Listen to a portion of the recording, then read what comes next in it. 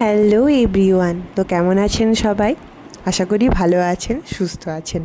আমার দিদির আরেকটা বিয়ের ব্লগে আপনাদের সবাইকে স্বাগত।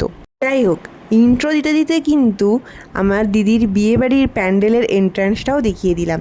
কেমন হয়েছে কিন্তু অবশ্যই জানাবেন। আর প্যান্ডেলের ভেতরটা একটু ফাঁকা ফাঁকা লাগছে না? লাগবেই তো, কারণ আমার দিদির বিয়ের লগ্ন ছিল রাতেবেলা। আর আমি যখন ভিডিওটা করেছি তখন অলমোস্ট প্রায় অনেকেই গিফট দিয়ে খেয়ে দিয়ে তারপরে সবাই চলে গেছিলো।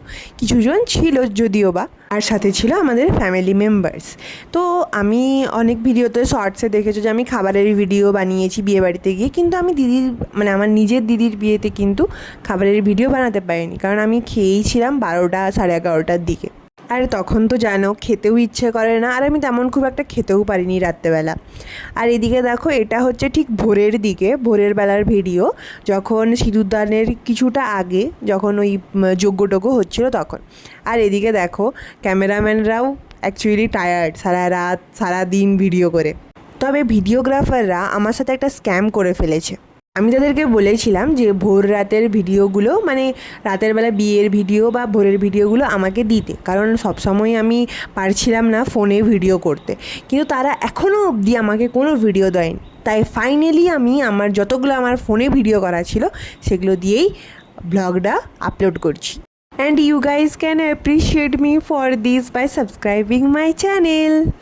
আর এখানে দেখো অলরেডি সিঁদুরদানের পর্ব চলছে। আর পিছন দিকে যে দাঁড়িয়ে আছে সে হচ্ছে আমার মাসি, কারণ আমার মা ভোরবেলায় এই টাইমে ছিল, তবে কিছুক্ষণ আগে অবধি আসতে পারেনি, কারণ বাড়িতেও আমাদের সন্ধে বলছি, পুজো টুজো করে আসতে হয়, তাই ওই সব করে তারপরে এসেছিল। এই যে এখন চলছে আশীর্বাদীর পর্ব। আমার মা যখন আশীর্বাদ করছিল তখন দিদি একটু ইমোশনাল হয়ে গেছিলো, তাই আমি ভিডিও করি, কারণ আমি নিজেই ইমোশনাল হয়ে যাচ্ছিলাম, কারণ এতদিন যাকে আমি বলতাম যে তুই চলে যা তুই চলে যা, এখন সে চলে যাচ্ছে। তারপরে লজে বিয়ে সম্পন্ন হওয়ার পর আমাদের বাড়ি এসেছিলো আমাদের বাড়ির ঠাকুরকে প্রণাম করতে। তবে এই মোমেন্টটাতে হয়তো আমি হাসছিলাম, কিন্তু এটাও মনে মনে ভাবছিলাম এতদিন যার সাথে আমি থাকলাম, যার সাথে এত ঝগড়া মারপিট, ইভেন তার সাথে বিয়ের বাজার করতে যাওয়া, বিয়ের আগের দিন অবধি ঝগড়া করা, এগুলো কার সাথে করব। কাঁদিনি আমি দিদির বিদায়ের সময়তে, আমি সিরিয়াসলি কাঁদিনি, ইভেন আমি ওর সামনে যাইনি, কারণ আমি চাইনি যে ও আমাকে দেখে আরও কাঁদুক বা আমিও কাঁদি।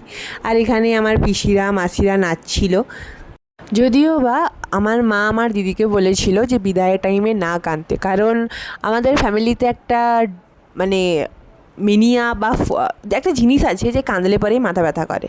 তো তার জন্য আমার মা বলেই ছিল যে কাঁদতে না।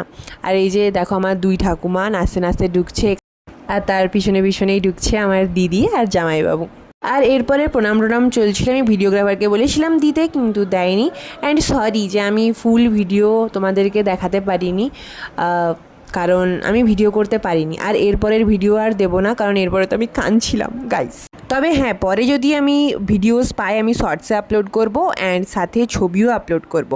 অ্যান্ড আপাতত আজ এতটুকুই, অ্যান্ড থ্যাঙ্কস ফর ওয়াচিং।